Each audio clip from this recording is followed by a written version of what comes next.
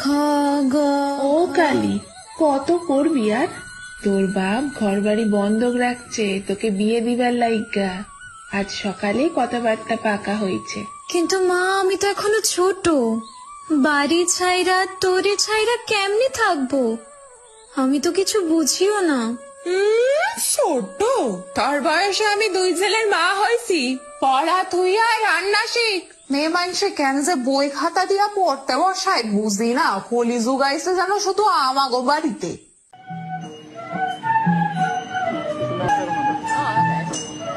এ মা, এই তো কালো মাইয়া, মুখে তো কিচ্ছু রূপ নাই।